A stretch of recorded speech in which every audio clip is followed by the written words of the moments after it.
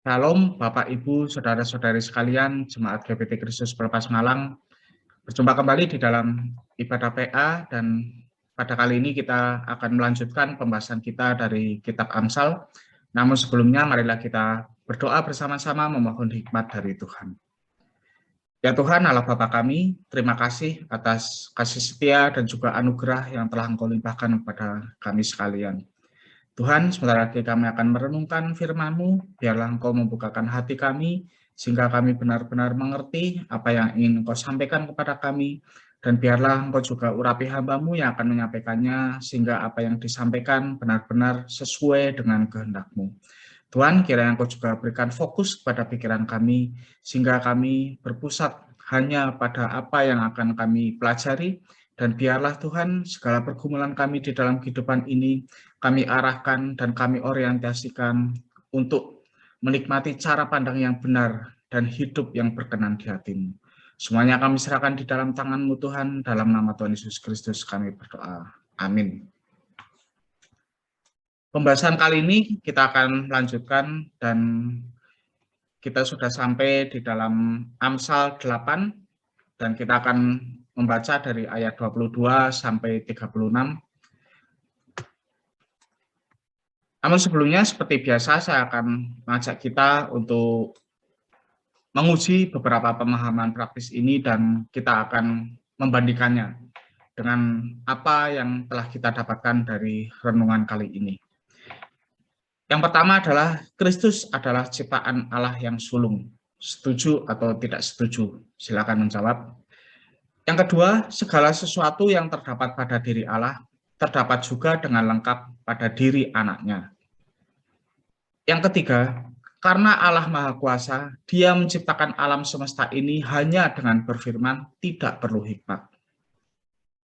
Yang keempat, dalam menyelesaikan perkara-perkara kecil, hikmat manusia sudah cukup bagi kita. Dan yang terakhir, hikmat Tuhan akan mengantarkan kita pada kebahagiaan. Silakan Bapak, Ibu, Saudara-saudari sekalian merenungkan dan menjawabnya sesuai dengan apa yang Anda pahami pada saat ini. Marilah kita membahas Amsal ini dengan lebih detail, dan saya akan membukanya dengan sebuah perenungan. Apa sih yang menjadi panduan kita ketika kita melakukan pekerjaan sehari-hari? Kita berumah tangga dan juga membesarkan anak-anak kita. Pada waktu kita menata masa depan, bagi yang pemuda memiliki cita-cita, yang sudah bekerja, meniti jenjang karir, dan sebagainya. Kemudian menikmati waktu senggang, hobi, kesukaan, ataupun hal-hal lain yang Anda lakukan di dalam waktu senggang. Atau juga mengembangkan pelayanan. Ketika kita ada di dalam gereja, menyusun program, dan juga melakukan aktivitas-aktivitas pelayanan yang lain.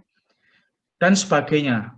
Dari setiap kehidupan kita, apa yang kita lakukan, apa yang kita pikirkan dan putuskan, apa yang menjadi panduan atau otoritas di dalam itu semua.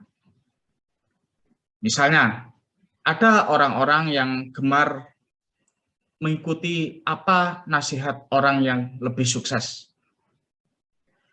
Mereka akan melakukan apapun yang dikatakan oleh, kalau di dalam masa kini misalnya influencer, orang-orang yang terkenal, yang memiliki kemampuan, dan mereka juga membagikannya di dalam media sosial. Atau juga ada orang-orang yang apa kata pendeta, seluruhnya akan mereka ikuti, dan lain sebagainya. Mengapa saya akan mengajak kita untuk merenungkan Amsal 8 ayat 22 sampai 36 ini dan mengantar dengan pertanyaan seperti ini?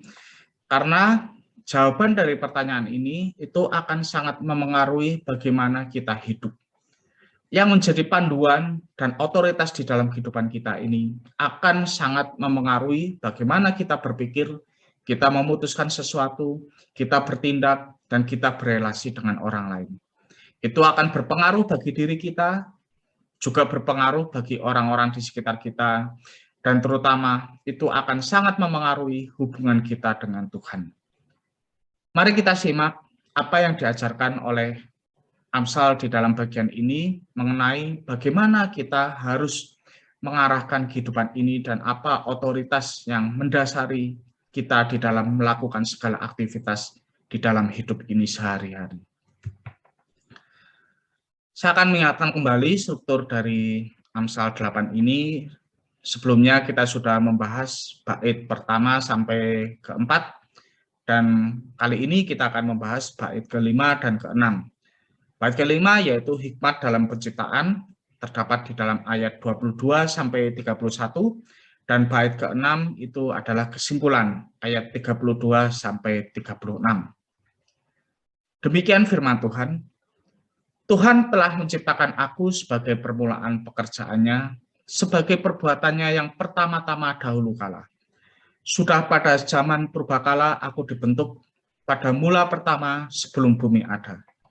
Sebelum air samudera raya ada, aku telah lahir. Sebelum ada sumber-sumber yang syarat dengan air. Sebelum gunung-gunung tertanam, dan lebih dahulu daripada bukit-bukit, aku telah lahir.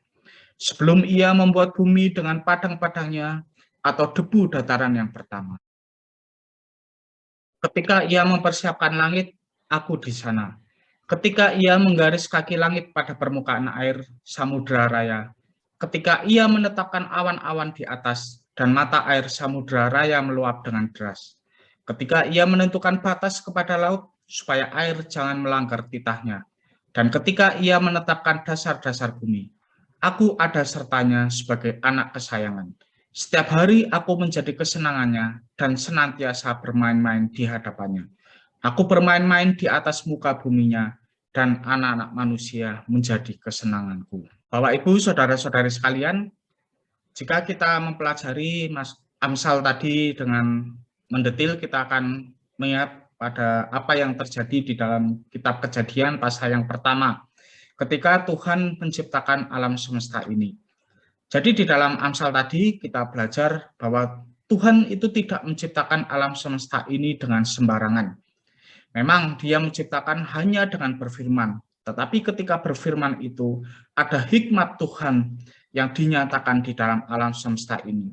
Sehingga seperti yang kita lihat, kalau kita mau belajar dengan jujur, maka kita akan mengakui bahwa alam semesta itu ada di dalam tingkat kerumitan dan keteraturan yang sangat tinggi, yang tidak mungkin dibuat kalau bukan berasal dari pribadi yang maha bijaksana, yang kemampuannya itu jauh melampaui apa yang dimiliki oleh manusia.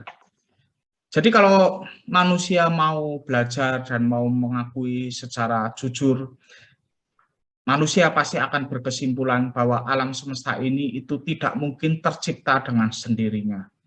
Kalau kita melihat tumbuhan, binatang, gunung, samudra, laut, dan sebagainya, kita mempelajari dengan detail, maka kita akan sampai pada kesimpulan bahwa ada aturan-aturan tertentu yang dinyatakan di dalamnya.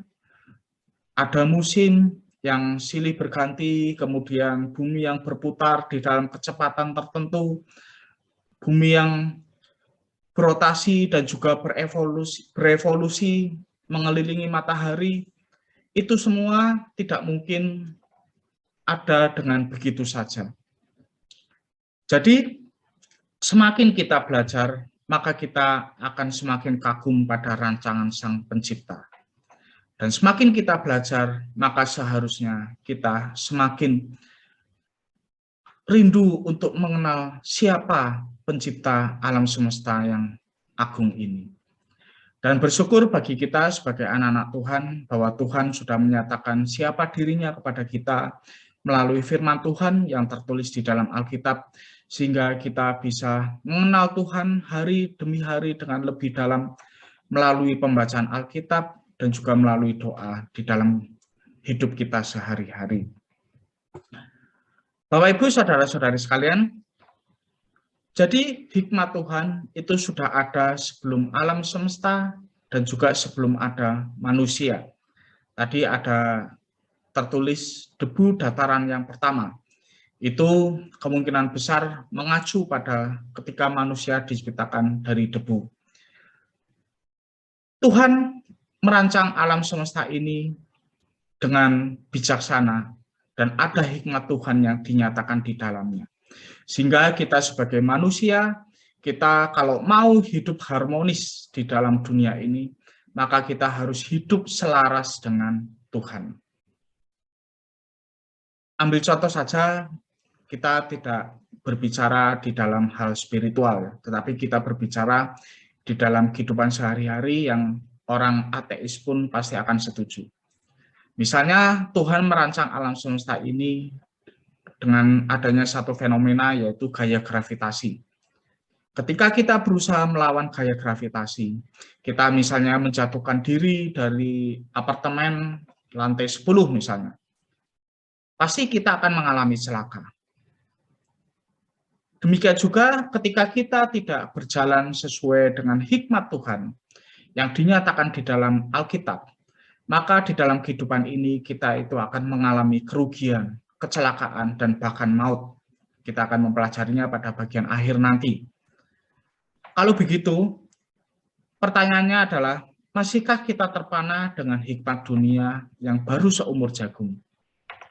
Dibandingkan hikmat Allah yang sudah ada bahkan sejak alam semesta diciptakan dan menjadi fondasi dari alam semesta ini. Apakah kita juga terpana dengan hikmat dunia yang rentan keliru dibanding dengan hikmat Allah yang tidak mungkin keliru?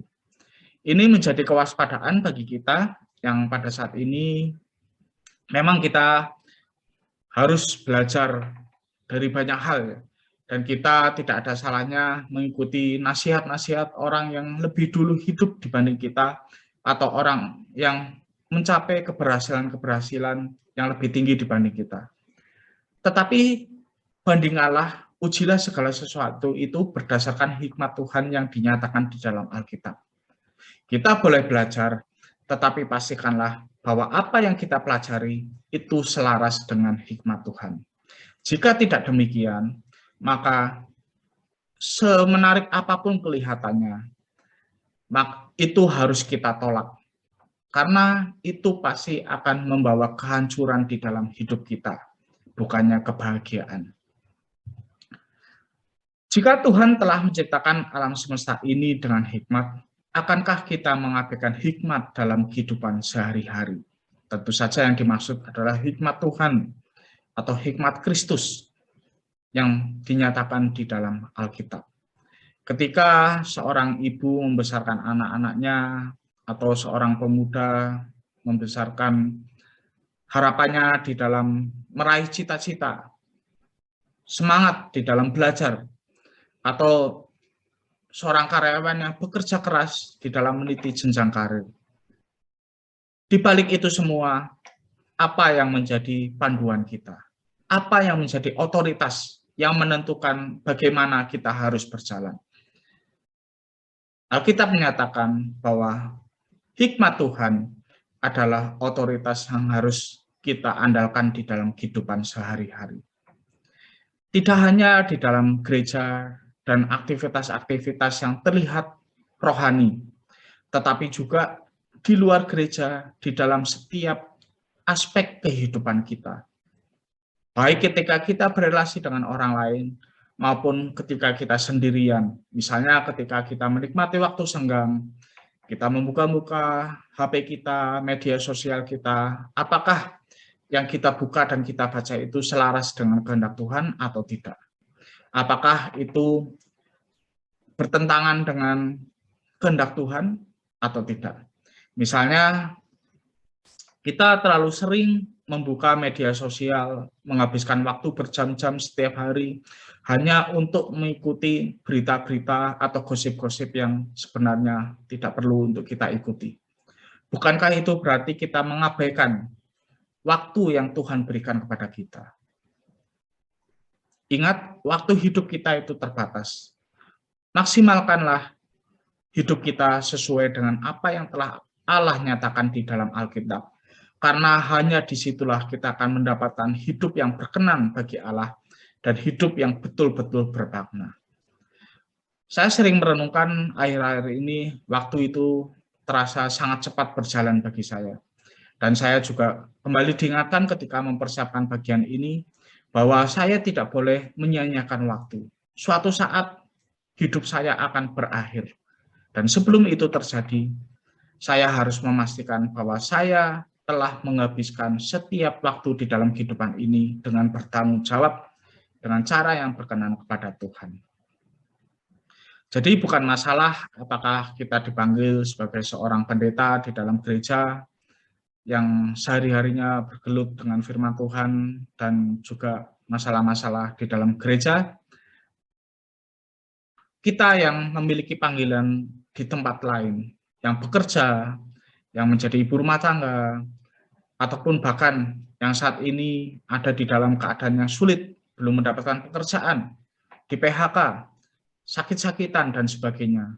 Tetap saja hikmat Tuhan harus menjadi panduan di dalam kehidupan kita. Rangkulah hikmat Tuhan, maka kita akan menjalani kehidupan yang bermakna dan kita akan mendapatkan kebahagiaan yang sejati. Bapak, Ibu, saudara-saudari sekalian, saya juga akan mengajak kita untuk merenungkan satu pertanyaan yang sering diperdebatkan di dalam dunia teologi, yaitu apakah Amsal 8 ayat 22 sampai 31 yang baru kita baca itu menyatakan Kristus. Kalau kita memperhatikan, kalau Bapak Ibu silakan membuka bagian tadi melalui Alkitab fisik maupun elektronik, dan bandingkanlah dengan apa yang saya tayangkan di dalam presentasi ini dari Kolose 1 ayat 15 sampai 17.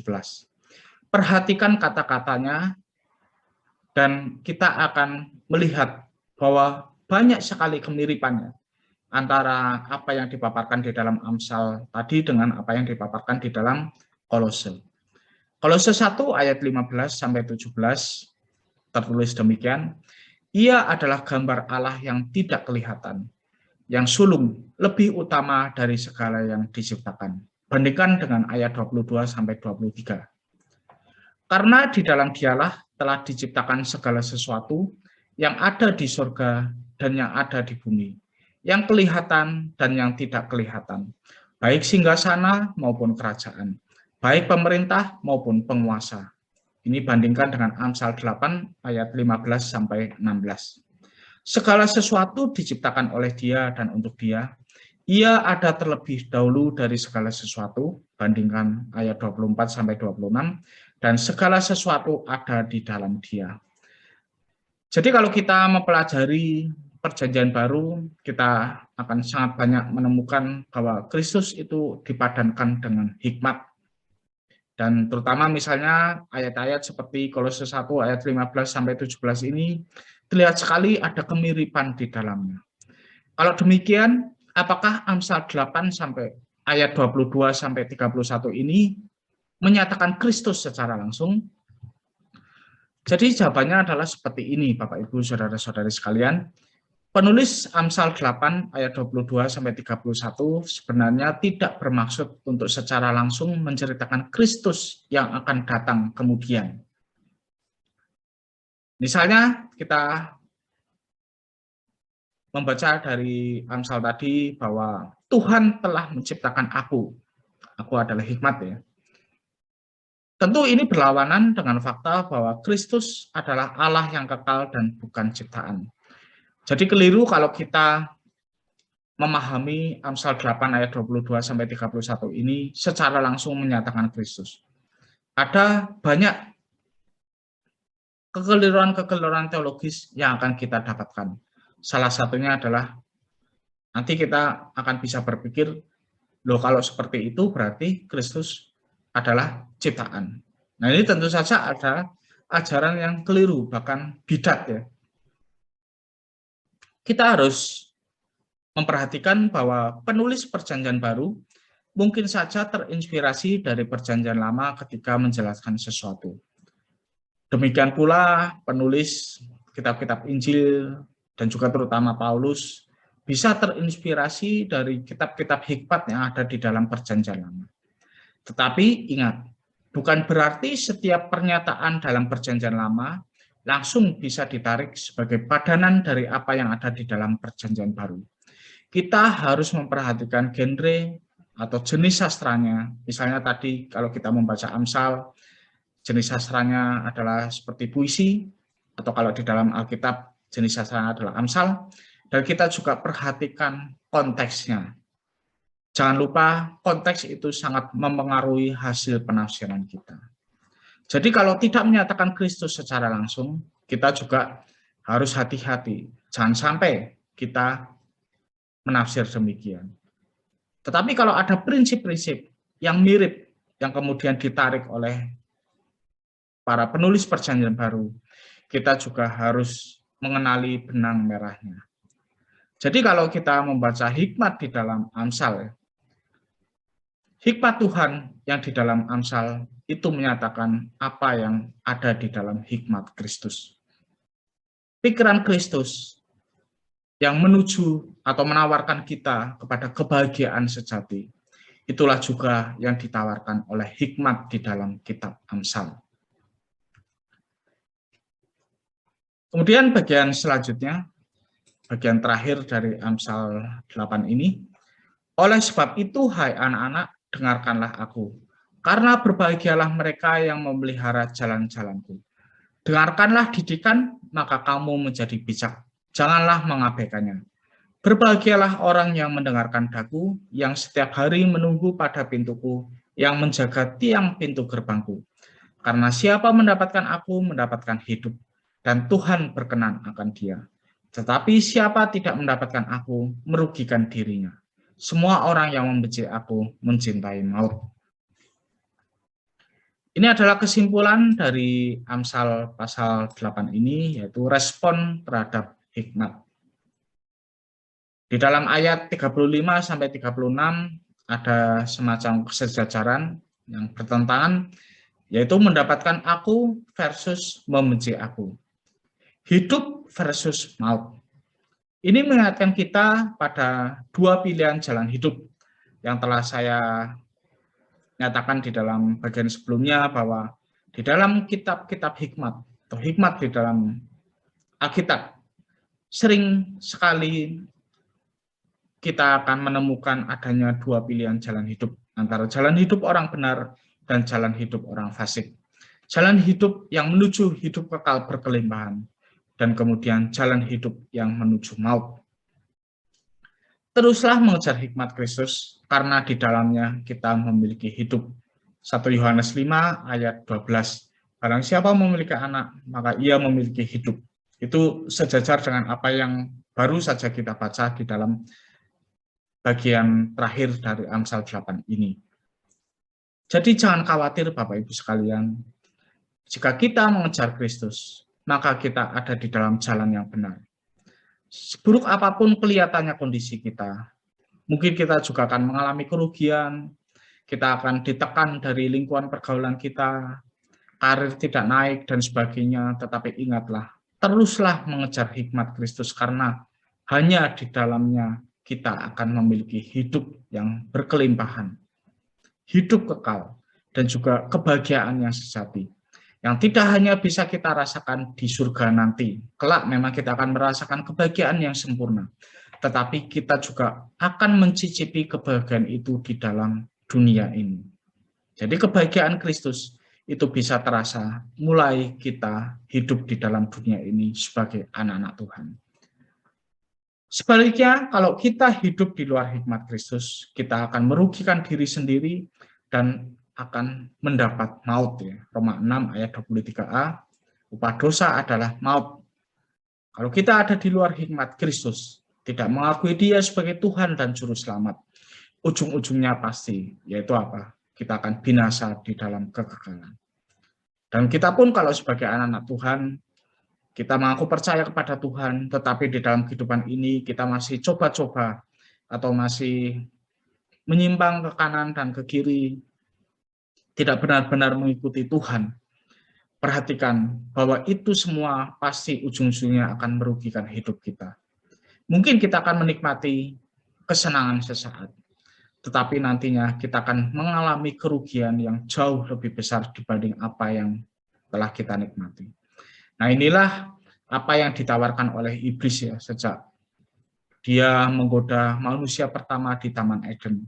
Iblis selalu berusaha menampilkan sesuatu yang sebenarnya berujung pada maut, atau sesuatu yang sebenarnya tidak baik bagi manusia, tetapi dibungkus sehingga seolah-olah itu tampak menarik. Dan kita ingat kembali di dalam pelajaran yang lalu bahwa marilah kita bersandar pada Kristus dan menikmati Kristus sebagai satu-satunya kesukaan yang terlebih besar dibanding kesukaan apapun yang kita miliki di dalam dunia ini. Hanya dengan cara itulah, ketika kita memiliki relasi yang benar dengan Tuhan, lekat dan intim, maka kita tidak akan tertarik untuk mencoba-coba cara lain yang ada di luar kehendak Tuhan. Jadi renungkanlah, berdasar apa kita memikirkan baik dan buruk di dalam kehidupan ini, untung dan rugi di dalam kehidupan ini. Panduan apa yang kita ikuti? Panduan yang benar dan satu-satunya panduan yang layak untuk kita ikuti adalah panduan yang ada di dalam Alkitab. Kita boleh belajar dari mana saja, tetapi pastikanlah apa yang kita pelajari itu sesuai dengan kehendak Tuhan. Kita boleh melakukan apa saja, kita boleh bercita-cita apapun, dan di dalam waktu senggang kita juga boleh melakukan aktivitas yang kita senangi. Tetapi pastikanlah itu sesuai dengan apa yang dinyatakan di dalam Alkitab. Karena tanpa itu, maka hidup kita itu pasti akan menuju kepada kerugian dan bahkan bisa menuju kepada maut. Bertobatlah segera jika kita masih ada di luar hikmat Kristus, selagi masih ada waktu. Baik Bapak Ibu, saudara-saudari sekalian, demikian renungan praktis dan juga pembahasan dari kitab Amsal pasal 8 di bagian yang kedua ini. Dan marilah kita menguji kembali pemahaman praktis yang sudah saya paparkan di dalam bagian awal dari PA ini. Yang pertama adalah Kristus adalah ciptaan Allah yang sulung. Tidak setuju ya. Karena kalau kita memperhatikan dari Kolose 1 ayat 15, itu bukan menyatakan bahwa Kristus adalah ciptaan Allah yang sulung, tetapi apa? Dia adalah yang sulung, yang terutama dari segala ciptaan. Jadi jauh berbeda. Dan juga kalau kita tadi sudah mempelajari bahwa Amsal 8 ayat 22-36 ini sebenarnya tidak menyatakan Kristus secara langsung ya. Karena di dalamnya ada beberapa pertentangan. Misalnya Kristus tentu bukan ciptaan. Yang kedua, segala sesuatu yang terdapat pada diri Allah terdapat juga dengan lengkap pada diri anaknya. Ini setuju. Dan kalimat ini saya kutip dari bagian di dalam Kolose 1 ayat 19 versi bahasa Indonesia masa kini. Silakan buka Alkitabnya di dalam versi BIMK Kolose 1 ayat 19, maka Anda akan menemukan kalimat ini. Jadi, seperti apa Allah, maka demikian pula Kristus. Kalau kita mau mengenal Allah, kita bisa mengenalnya melalui Kristus. Allah bagi kita kelihatannya abstrak, ya. Tidak bisa kita jangkau dengan pikiran kita yang terbatas. Kita juga tidak bisa melihat wujudnya secara langsung. Tetapi kita bisa belajar atau mengenal seperti apa Allah kita dari Alkitab, dari apa yang ditampilkan oleh Tuhan Yesus selama ada di dalam dunia ini. Sehingga kalau kita mempelajari ajaran-ajaran Tuhan Yesus, hikmat Tuhan Yesus, maka sebenarnya kita juga sedang belajar hikmat Allah. Karena Kristus adalah Allah sendiri ya. Salah satu pribadi dari Allah Tritunggal yang kita percayai di dalam iman Kristen kita. Pernyataan yang ketiga, karena Allah Maha Kuasa, Dia menciptakan alam semesta ini hanya dengan berfirman, tidak perlu hikmat.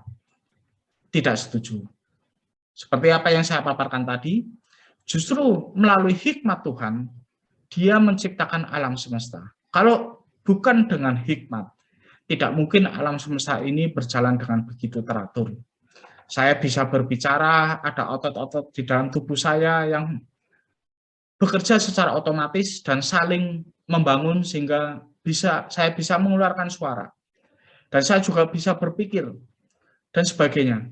Kita bisa berjalan, kita bisa bernafas. Ada musim kemarau, ada musim hujan, dan kemudian juga kita bisa melihat burung-burung, tumbuh-tumbuhan, dan ciptaan Tuhan yang lain itu bisa harmonis di dalam alam semesta ini. Karena apa? Karena Tuhan menciptakan alam semesta ini dengan hikmat, tidak sembarangan. Yang keempat, dalam menyelesaikan perkara-perkara kecil, hikmat manusia sudah cukup bagi kita. Ini juga tidak setuju. Hati-hati ya. Ketika kita melihat sesuatu sebagai perkara kecil, jangan-jangan itu akan berdampak besar bagi kehidupan kita. Kelihatannya sepele, misalnya kita butuh uang, kita butuh barang, kita mau membeli sesuatu melalui aplikasi, tetapi kita tidak memiliki uang. Pada zaman sekarang ini, mudah saja kita bisa membayarnya nanti ya, misalnya dengan ada satu fitur yang biasa disebut dengan pay later, beli dulu, bayar belakangan. Nah itu banyak orang yang terjebak di situ, kelihatan sepele, belinya satu, dua barang-barang yang kecil, tetapi ketika dikumpulkan dan dijumlah, maka dia terkejut, ternyata utangku sangat banyak. Nah ini kelihatannya perkara yang kecil, tetapi dampaknya besar. Dan juga kita juga belajar bahwa di dalam perkara-perkara kecil, sebenarnya kita pun juga memutuskannya harus sesuai dengan hikmat Tuhan. Ambil contoh saja, pada waktu kita akan memilih baju apa yang kita pakai. Sebenarnya kita pun harus memilihnya berdasarkan hikmat Tuhan. Apakah ketika kita memakai baju itu sesuai dengan konteks ketika kita akan berada. Baju ke gereja tentu saja sangat berbeda dengan baju yang kita pakai pada waktu misalnya tidur atau olahraga dan sebagainya. Dan juga ketika kita memilih baju, apakah itu juga akan menjadi batu sandungan bagi orang lain atau tidak? Misalnya maaf, mengumbar aurat bagi wanita. Nah itu tentu tidak sesuai dengan hikmat Tuhan. Atau juga kita kelihatannya memilih baju yang ya memang kita punyanya cuma itu saja itu. Ketika kita memakai baju itu dan kita itu mengeluh, mengapa baju yang aku punya itu saja itu. Nah itu juga tentu tidak sesuai dengan hikmat Tuhan. Karena itu berarti kita tidak mensyukuri apa yang telah Tuhan berikan kepada kita. Kita membanding-bandingkan hidup kita dengan orang lain. Nah, jadi di dalam menyelesaikan perkara-perkara kecil, sebenarnya hikmat Tuhan itu juga sangat kita perlukan. Dan memang kita tidak senantiasa menguji dulu dengan Alkitab ya, di dalam melakukan sesuatu di kehidupan sehari-hari ini. Tetapi ingatlah bahwa apa yang kita lakukan itu, pastikanlah itu sesuai dengan apa yang dinyatakan secara garis besarnya di dalam Alkitab. Tetap saja, itu ada di dalam koridor hikmat Tuhan. Yang terakhir, hikmat Tuhan akan mengantarkan kita pada kebahagiaan. Itu setuju ya?